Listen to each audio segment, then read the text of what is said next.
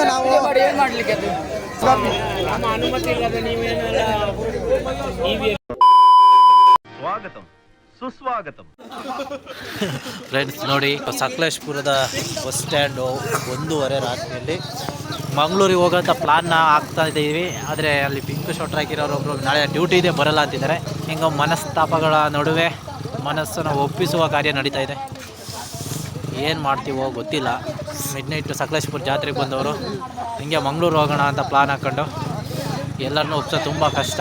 ಆದರೂ ಕೂಡ ಇರೋಂಥ ಟೈಮಲ್ಲಿ ಒಪ್ಪಿಸ್ಕೊಂಡು ರಾತ್ರಿ ಮಿಡ್ನೈಟ್ 1:30 ನೋಡಿ ಸಕಲೇಶ್ಪುರ ಬಸ್ ಸ್ಟ್ಯಾಂಡು ಊಟ ಮಾಡ್ಕೊಂಡು ಮಂಗಳೂರು ಹೋಗೋಣ ಅಂತ ಪ್ಲಾನ್ ಹಾಕ್ಕೊಂಡು ಹೊರಡ್ತಾ ಇದ್ದೀವಿ. ಮಂಗಳೂರು ಹೋಗ್ತೀವೋ ಹೋಗಲ್ವೋ ನೋಡೋಣ ಮುಂದಿನ ಒಂದು ಅರ್ಧ ಗಂಟೆ ನಂತರ. ನೋಡಿ ಸಮಯ 2:33 ಆಗಿದೆ.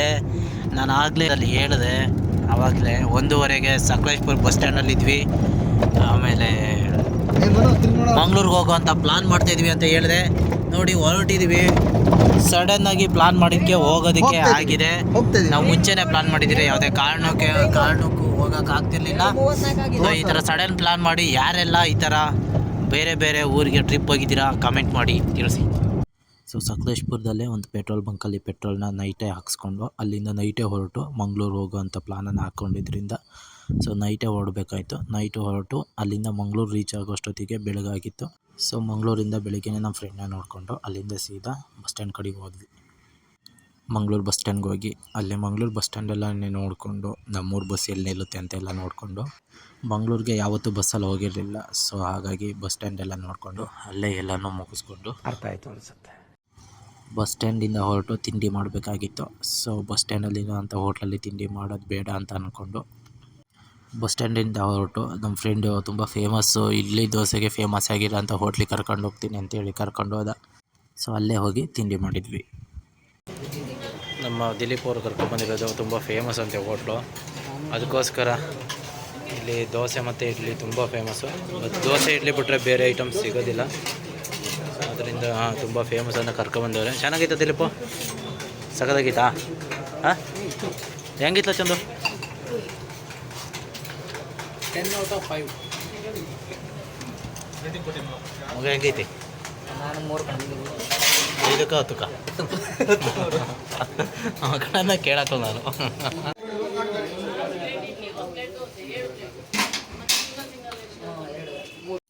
ನಮ್ಮ ಫ್ರೆಂಡು ಇಲ್ಲೊಂದು ಗಡಿಯಾರನ ತೋರಿಸ್ಬಿಟ್ಟು ಇದೇನೋ ಫೇಮಸ್ಸು ಅಂತ ಹೇಳ್ದ.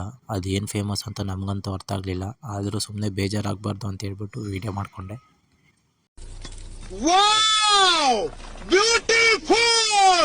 ಮಂಗಳೂರಲ್ಲಿ ಬಟ್ಟೆಗಳ ಮಾರಾಟ ಹೇಗೆ ನಡೀತಾ ಇದೆ ಅಂತ ಸೆಕೆಂಡ್ಸ್ ಅನಿಸುತ್ತೆ ನೋಡಿ. ಯಾವ್ದು ಬೇಕು ಅದನ್ನು ಚೂಸ್ ಮಾಡ್ಕೊಂಡು ತಗೋಬೋದು. ಬಟ್ಟೆ ಮಾರಾಟ ಸೆಕೆಂಡ್ಸ್. ಸೊ ನಮ್ಮ ಫ್ರೆಂಡು ಫಿಶ್ ಮಾರ್ಕೆಟಿಗೆ ಕರ್ಕೊಂಡು ಹೋಗ್ತೀನಿ ಅಂತೇಳಿ ಸುತ್ತಾಡಿ ಕೊನೆಗೂ ಕರ್ಕೊಂಡು ಹೋದ. ಇದು ಫಿಶ್ ಮಾರ್ಕೆಟಿನ ಎಂಟ್ರೆನ್ಸು ನೋಡಿ ಹೆಂಗೆ ಮೀನು ಮಾಡಿದ್ದಾರೆ. ಇದು ಫಿಶ್ ಮಾರ್ಕೆಟ್ನ ಎಂಟ್ರೆನ್ಸು, ಪ್ರತಿಷ್ಠಿತ ಮಂಗಳೂರಿನ ಫಿಶ್ ಮಾರ್ಕೆಟ್ನ ಎಂಟ್ರೆನ್ಸ್ ನೋಡಿ. ಇಲ್ಲೆಲ್ಲ ತುಂಬ ಪಾರ್ಕಿಂಗು ವ್ಯವಸ್ಥೆ ಇದೆ. ಪಾರ್ಕಿಂಗಿಗೆ ಇಲ್ಲೆಲ್ಲ ಚಾರ್ಜ್ ಮಾಡ್ತಾರೆ. ಸೊ ಯಾರಾದರೂ ಫಿಶ್ ಮಾರ್ಕೆಟಿಗೆ ಬರೋರಿದ್ದರೆ ಗಾಡಿನ 100 ಮೀಟ್ರ್ ಹಿಂದೆನೇ ಹಾಕ್ಬಿಟ್ಟು ಬನ್ನಿ. ಪಾರ್ಕಿಂಗ್ ಸ್ಪಾಟ್ ಏನಾದರೂ ಸಿಕ್ಕಿದರೆ ಗಾಡಿನ ಅಲ್ಲೇ ಹಾಕ್ಬಿಟ್ಟು ಬಂದುಬಿಡಿ. ಇಲ್ಲೆಲ್ಲ ತುಂಬ ಜಾಸ್ತಿ ಚಾರ್ಜ್ ಮಾಡ್ತಾರೆ ಗಾಡಿ ನಿಲ್ಸೋದಕ್ಕೆ ಅಂತೇಳಿ. ನೋಡಿರಿ ಇವೆಲ್ಲ ಯಾವ ಕಾಲದ ಆಟೋಗಳು ಅಂತ ಗೊತ್ತಿಲ್ಲ, ಆದರೆ ತುಂಬ ಕೆಟ್ಟೋಗಿ ಎಷ್ಟು ಕೆರ ಹಿಡಿದಿರೋಂಥ ಸ್ಥಿತಿಯಲ್ಲಿ ನಿಂತ್ಬಿಟ್ಟಿದ್ದಾವೆ. ನೋಡಿರಿ, ನಾವು ಅಂದ್ಕೊಂಡಿದ್ವಿ ಹಳೆ ವಿಂಟೇಜ್ ಆಟೋಗಳನ್ನ ವೇಸ್ಟ್ ಮಾಡ್ತಾರೆ, ಸೈಡಲ್ಲಿ ನಿಲ್ಲಿಸ್ಬಿಟ್ಟು ಗುಜಿರಿ ಆಟೋ ಅಂದ್ಕೊಂಡಿದ್ವಿ. ಆದರೆ ಈ ಆಟೋಗಳನ್ನ ನೋಡಿ ಇಲ್ಲಿ ಯಾವುದಕ್ಕೆ ಯೂಸ್ ಮಾಡ್ತಿದ್ದಾರೆ ಅಂತ ಹೇಳ್ಬಿಟ್ಟು ಐಸ್ ಕ್ರಷಿಂಗಿಗೆ ಯೂಸ್ ಮಾಡ್ತಾರೆ. ಐಸ್ನ ಕ್ರಷ್ ಮಾಡಿಬಿಟ್ಟು ಆಟೋಗಳಲ್ಲಿ ತುಂಬಿಕೊಂಡು ಐಸ್ನ ಸಾಗಿಸೋದಕ್ಕೆ ಯೂಸ್ ಮಾಡ್ತಾರೆ. ನೋಡಿರಿ ಇದೆಲ್ಲ ಐಸ್ ಕ್ರಷಿಂಗ್ ಮನೆ. ಇಲ್ಲೆಲ್ಲ ಐಸ್ ಕ್ರಷಿಂಗು. ಫಿಶ್ಗೆ ಫ್ರೆಶ್ ಆಗಿರೋದಕ್ಕೆ ಐಸ್ ಬೇಕಲ್ಲ, ಅದನ್ನೆಲ್ಲ ಇಲ್ಲಿ ಇಂಥ ಮನೆಗಳಲ್ಲಿ ಮಾಡ್ತಾರೆ. ದೊಡ್ಡ ದೊಡ್ಡ ಐಸ್ ಗಡ್ಡೆಗಳನ್ನ ತಂದು ಫ್ರೆಶ್ ಮಾಡಿ ಇಲ್ಲಿ ಮೀನಿಗೆ ಫ್ರೆಶ್ ಆಗಿರೋದಕ್ಕೋಸ್ಕರ ಸಾಗಿಸ್ತಾರೆ. ಇಲ್ಲೇ ಹೋಟೆಲ್ಗಳು ಕೂಡ ಇದೆ, ಊಟ ಮಾಡ್ಬೋದು, ಊಟ ತಿಂಡಿ ಏನಾದರೂ ಮಾಡ್ಬೋದು.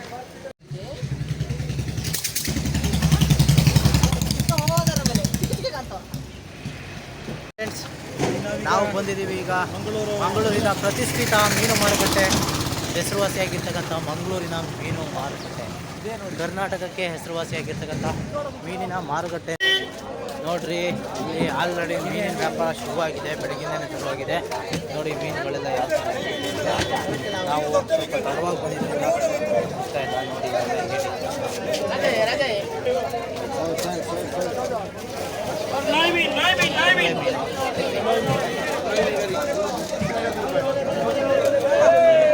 ಕೆ ಜಿ 50 ರೂಪಾಯಿ ಅಂತೆ. ನೋಡಿ ಪ್ರತಿಷ್ಠಿತ ಮಂಗಳೂರಿನ ಫಿಶ್ ಮಾರುಕಟ್ಟೆ ಬೈಯವರು ಮೀನನ್ನ ಮಾಡ್ತಾರೆ.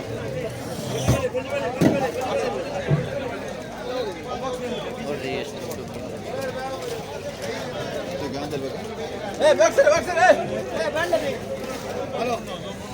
ದಿನನಿತ್ಯ ವ್ಯಾಪಾರ ವಹಿವಾಟಿನ ಮಾರಾಟ ಮಾಡ್ತಿದ್ದಾರೆ. ಎಷ್ಟು ದೊಡ್ಡ ಮೀನು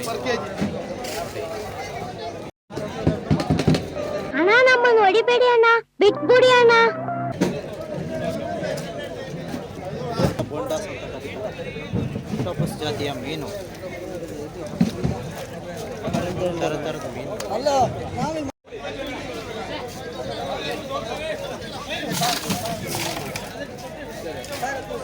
ಇದು ಶಾರ್ಕ್ ಅಂತ.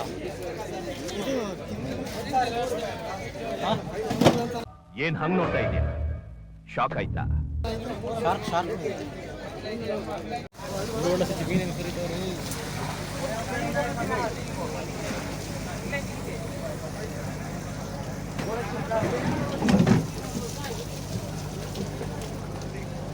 ಈಗ ತಾನೇ ಬಂದಿರೋಂಥ ಬೋಟಿಂದ ಫ್ರೆಶ್ ಆಗಿರೋಂಥ ಮೀನುಗಳನ್ನ ಅನ್ಲೋಡ್ ಮಾಡ್ತಾರೆ.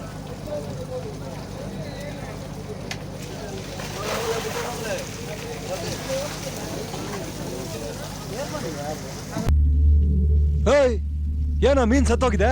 ನೀರಿಲ್ಲ ಅಂದ್ರೆ ಮೀನ್ ಸತ್ತೋಗಲ್ವಾ ಸರ್?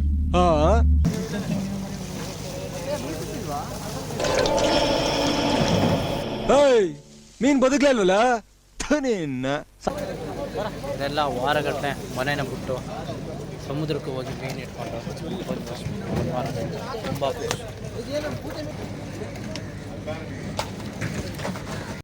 ಇಲ್ಲಿ ಫ್ರೆಶ್ ಆಗಿ ಇಲ್ಲದೆ ಇರೋಂಥ ಮೀನುಗಳನ್ನ ಮತ್ತು ಹಾಳಾಗಿರೋ ಮೀನುಗಳನ್ನ ಮತ್ತೆ ಒಣಗಿಸಿ ಈ ಥರ ಸ್ಟೋರ್ ಮಾಡಿ ಮಾರ್ತಾರೆ ಅನಿಸುತ್ತೆ. ಸೊ ನಮಗಂತೂ ಗೊತ್ತಿಲ್ಲ, ಯಾರಾದರೂ ಇದ್ದರೆ ಕಾಮೆಂಟ್ ಮಾಡಿ ಗೊತ್ತಿದ್ರೆ ಕಾಮೆಂಟ್ ಮಾಡಿ, ವಿಡಿಯೋ ಹಾಕಿರ್ತೀನಿ.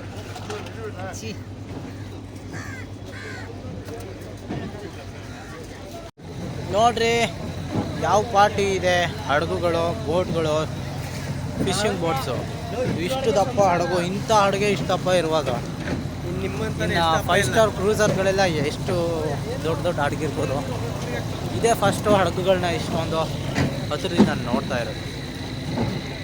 ಅಣ್ಣವರು ಮೀನಿಗೆ ಐಸ್ನ ತುಂಬ್ತಾ ಇದ್ದಾರೆ, ಮೀನನ್ನ ಫ್ರೆಶ್ ಆಗಿಡೋದಕ್ಕೆ.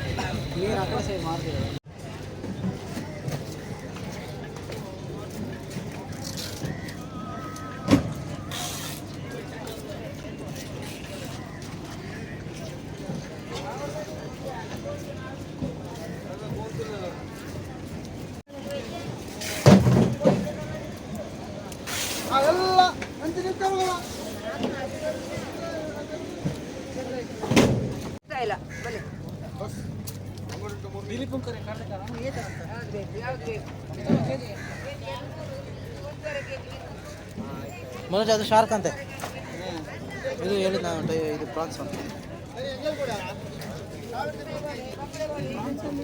ಟೈಗರ್ ಪ್ರಾನ್ಸ್ ಅಣ್ಣ, ಇದು ಟೈಗರ್ ಪ್ರಾನ್ಸ್ ಅಲ್ಲ?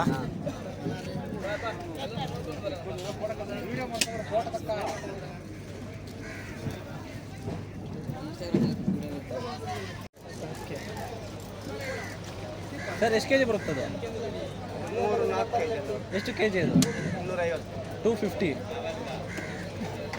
4 ಕೆ ಜಿ 1000 ರೂಪಾಯಿ. 300 ಬೀಳ್ತಾರೆ.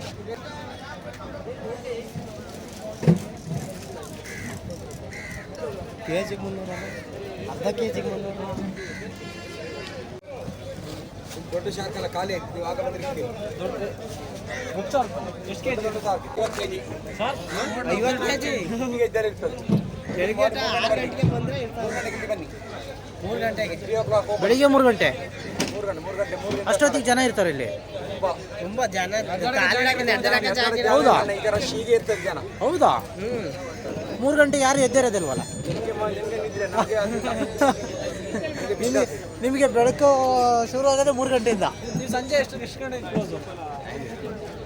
ಟೈಮಿಂಗ್ಸ್ ಇಲ್ಲ. 3 ಗಂಟೆ ಶಾರ್ಟ್ ಸಂಜೆ ಟೈಮ್ ಇಲ್ಲ. ಈಗ ಯಾವುದು ಸೇಲ್ ಆಗಿಲ್ಲ ಉಳಿದ್ರೆ ಆಗಿಲ್ಲ 100 ಕೊಟ್ಟು ಖಾಲಿ ಮಾಡ್ದೆ ಹಾಗೆ ಇದೇನು ಮೀನಿಂಗ್ ಆಗೋಯ್ತಲ್ಲ. ಆಗ್ತದೆ ಹಾಗೆ ಅಲ್ಲ ಅದು ಹಾಗೆ ಐಸ್ ಆಗ್ತಲ್ಲ ಫ್ರೆಶ್ ಆಗ್ತದೆ. ಐಸ್ ಹಾಕಿದಾಗೆ ಫ್ರೆಶ್ ಆಗ್ತದೆ. ಹೋಗಿ ಹಾಕಿದ ತಕ್ಷಣ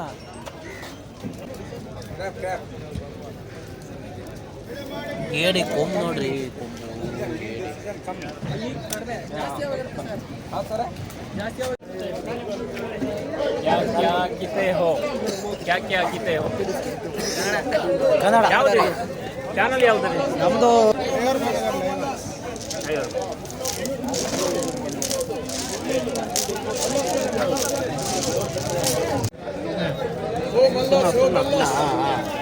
ಇದರಲ್ಲಿ ಇದು ಹೆಂಗೆ ಕೆಜಿ ಹೆಂಗೆ ತಗೊಂತಾರೆ?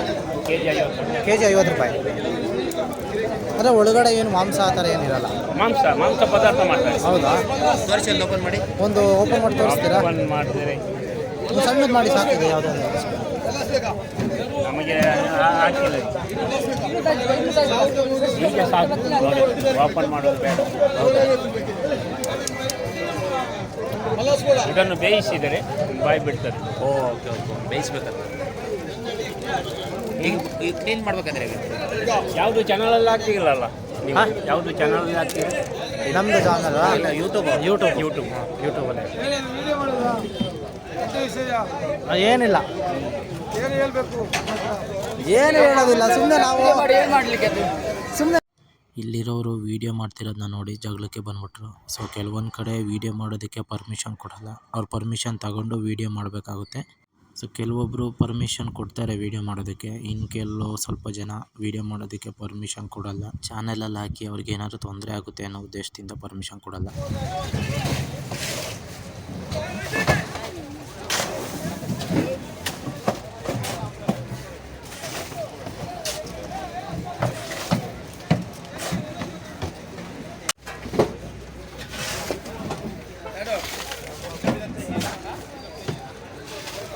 ತಗೊಂಡಂಥ ಮೀನುಗಳನ್ನ ಇಲ್ಲಿ ಕ್ಲೀನ್ ಮಾಡೋಕ್ಕೆ ಅಂತಲೇ ಸಪ್ರೇಟ್ ಜಾಗ ಇದೆ.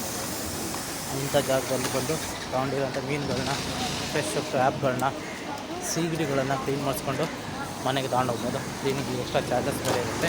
ಕ್ಲೀನಿಂಗಿಗಂತಲೇ ಸಪ್ರೇಟ್ ಏರಿಯಾ ಬೇರೆ ಇದೆ. ನೋಡಿ ಹಡಗುಗಳು ಮೀನು ಹಿಡಿಯೋದಕ್ಕೆ ಅಂತ ರೆಡಿ ಆಗ್ತಾಯಿದೆ. ಎಷ್ಟು ನೋಡಿ ಇವಾಗ ತೋರಿಸ್ತೀನಿ ನಿಮಗೆ. ಇದು ಸ್ಟಾರ್ಟಿಂಗ್ ಪಾಯಿಂಟ್ ಆದರೆ ಈ ಎತ್ತರ ಇದೆ ನೋಡಿ. ಇನ್ನೂ ತುಂಬ ಹಡಗುಗಳು ಇಲ್ಲೇ ರೆಡಿ ಮಾಡ್ತಾಯಿದ್ದಾರೆ. ಈ ಹಡಗುಗಳೆಲ್ಲ ರೆಡಿ ಆದಮೇಲೆ ಸೀದಾ ನದಿ ಬಿಟ್ಬಿಡ್ತಾರೆ ಮೀನು ಹಿಡಿಯೋದಕ್ಕೆ ಅಂತ ಹೇಳ್ಬಿಟ್ಟು. ವಾರಗಟ್ಟಲೆ, ತಿಂಗ್ಳುಗಟ್ಟಲೆ, ದಿನಗಟ್ಟಲೆ ಹೋಗಿ ಮೀನನ್ನ ಹಿಡಿದು ತಂದು ಇಲ್ಲಿ ಇರ್ತಕ್ಕಂಥ ಮಂಗಳೂರು ಪೋರ್ಟಲ್ಲಿ ಮಾರ್ತಾರೆ.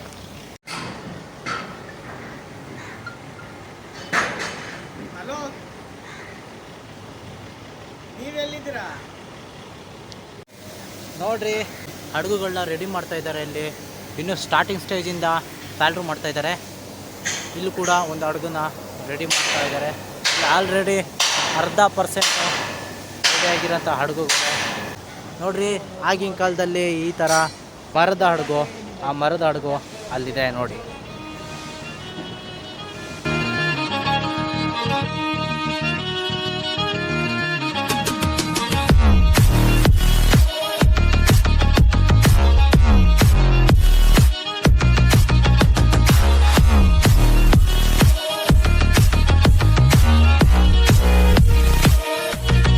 ನೀರಿಂದ ದಡಕ್ಕೆ ಬರುವಂಥ ಬೋಟ್ಗಳನ್ನ ಈ ಥರ ಮಷೀನಿಂದ, ಕೇಬಲಿಂದ ಸ್ವಲ್ಪ ಮೇಲೆ ಎಳೆಯುವಂಥ ಪ್ರಯತ್ನ ಮಾಡಿ ದಡಕ್ಕೆ ತಂದುಬಿಡ್ತಾರೆ. ನೋಡ್ರಿ ಇವರು ಒಬ್ಬ ಪಯ್ಯೆ ಇಲ್ಲಿ ಹಾರ್ಬರ್ಗೆ ಕಿಂಗ್ ಅಂತ ನಮ್ಮ ಅಣ್ಣವರು ಹೇಳ್ತಿದ್ದಾರೆ. ನೋಡ್ರಿ ಇವರ ಲಕ್ಷಣ ನೋಡ್ರಿ, ಮುಖದ ತುಂಬ ಪಳಗ್ಬಿಟ್ಟವ್ರೆ ಈ ಕೆಲಸದಲ್ಲಿ. ಅನ್ವರ್ ಅಂತ ಹೇಳ್ಬಿಟ್ಟು ನೀವು. ಇವರು ಇಲ್ಲಿ ಹಾರ್ಬರ್ಗೆ ಕಿಂಗು ನೋಡ್ರಿ. King is always king. ನೋಡ್ರಿ ಇವರ ಸ್ಮೈಲ್ ನೋಡಿ. ಬೋಟಿಗೆ ಇಳಿತಾ ಇದ್ದೀವಿ. ಓ ಬೋಟ್ ಅಂತೂ ನಮ್ಮ ತೂಕ ಕಳ್ಳ ಆಡೋದೇ ಇಲ್ಲ. ಹೊಡೆದೋಯ್ತು.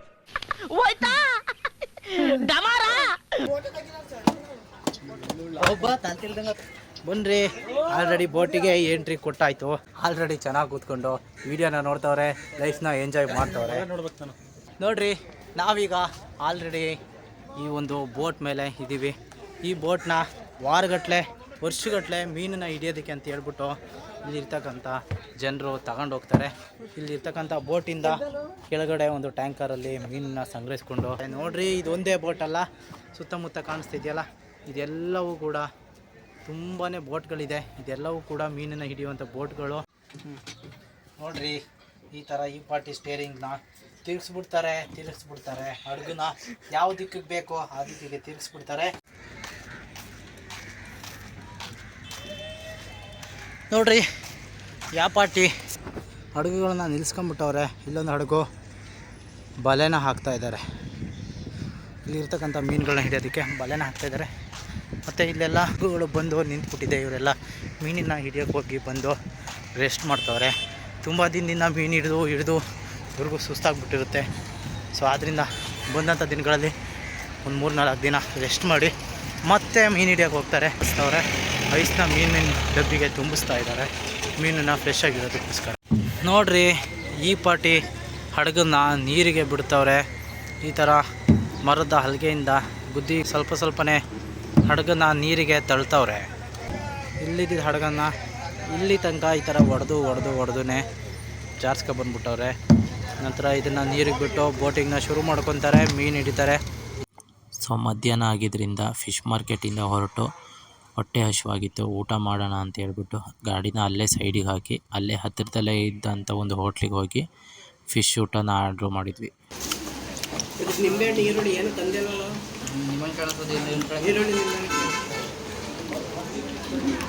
ಊಟ ಅಷ್ಟೊಂದೇನು ಚೆನ್ನಾಗಿರಲಿಲ್ಲ. ಸೊ ಮಧ್ಯಾಹ್ನ ಆಗಿತ್ತಲ್ಲ, ಮತ್ತು ಹೋಟ್ಲುಗಳನ್ನ ಹುಡುಕ್ತಾ ಹೋದರೆ ಲೇಟ್ ಆಗುತ್ತೆ ಅಂತ ಹೇಳ್ಬಿಟ್ಟು ಟೈಮ್ ಬೇರೆ ಕಡಿಮೆ ಇದ್ದಿದ್ದರಿಂದ ಊಟ ಮುಗಿಸ್ಕೊಂಡು ಅಲ್ಲಿಂದ ಬಿಲ್ ಕೊಟ್ಟು ಪಣಂಬೂರು ಬೀಚ್ಗೆ ಹೋಗಬೇಕಾಗಿದ್ದರಿಂದ ಅಲ್ಲಿಂದ ಹೊರಟ್ವಿ.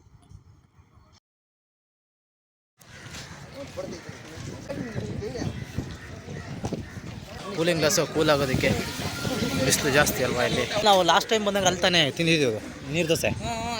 ಅಲ್ಲಿ ಲಾಸ್ಟ್ ಟೈಮ್ ಬಂದಾಗ ಆ ಪ್ಲೇಸಲ್ಲಿ ನೀರು ದೋಸೆ ತಿಂದಿದ್ವಿ. ಆದರೆ ಈಗ ಅದನ್ನು ಮುಚ್ಚಾಕಿ ಸ್ನ್ಯಾಕ್ಸ್ ಮಾಡ್ಕೊಂಡ್ಬಿಟ್ಟಿದ್ದಾರೆ. ಅಂತೂ ಇಂತೂ ಪಣಂಬೂರು ಬೀಚ್ನ ರೀಚ್ ಆಗಿದ್ದೀವಿ. ಈ ಕಡೆ ಹೋಗೋಕ್ಕೆ ದಾರಿ ಗೊತ್ತಿಲ್ಲ. ನೋಡ್ರಿ, ವೀಕೆಂಡ್ ಆಗಿರೋದ್ರಿಂದ ಯಾವ ಪಾರ್ಟಿ ಜನ ಸೇರಿದ್ದಾರೆ ಇಲ್ಲಿ ಅಂತ. ಮಳೆ ಮೇಲೆ ಓಡಾಡೋದಕ್ಕೆ ಕವಾಸಾಕಿ ಕಂಪ್ನಿಯ ಬೈಕ್ಗಳು, 4 ಚಕ್ರದ ಬೈಕ್. ನೋಡ್ರಿ, ಒಂಟೆಗಳಿದೆ, ಕುದುರೆ ಇದೆ, ಮನುಷ್ಯರಿಂದ ಹಿಡಿದು ಒಂಟೆವರೆಗೂ ಎಲ್ಲನೂ ಇದೆ. ಹೋಗ ಮುಖ ಚಿಕ್ಕ ಮುಚ್ಕೊಂಡು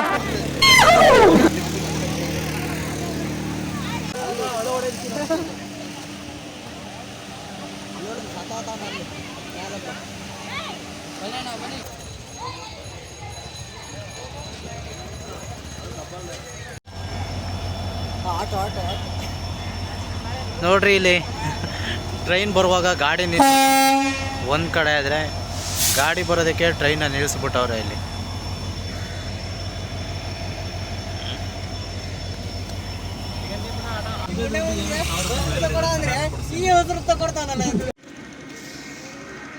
ನಾವು ಮಂಗಳೂರು ಟ್ರಿಪ್ ಮುಗಿಸ್ಕೊಂಡು ಸೀದಾ ಧರ್ಮಸ್ಥಳಕ್ಕೆ ಬಂದಿದ್ವಿ. ಮಿಡ್ನೈಟು 10:30 ಆಗಿದೆ. ಧರ್ಮಸ್ಥಳ 10:30 ಹಿಂಗೆ ಕಾಣಿಸ್ತಾ ಇದೆ.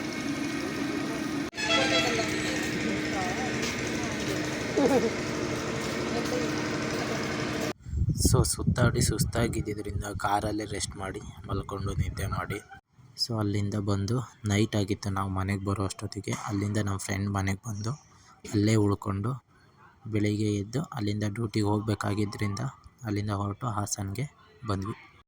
ವಿಡಿಯೋನ ನೋಡಿದ್ದಕ್ಕಾಗಿ ಥ್ಯಾಂಕ್ ಯು ಸೋ ಮಚ್ ಎಲ್ರಿಗೂ. ಇದೇ ರೀತಿ ಚಾನೆಲ್ನ ಸಬ್ಸ್ಕ್ರೈಬ್ ಮಾಡಿ, ಲೈಕ್ ಮಾಡಿ, ಸಪೋರ್ಟ್ ಮಾಡಿ. ಸಿಗೋಣ ಮತ್ತೆ ಮುಂದಿನ ವಿಡಿಯೋದಲ್ಲಿ. ಬಾಯ್. This is the end.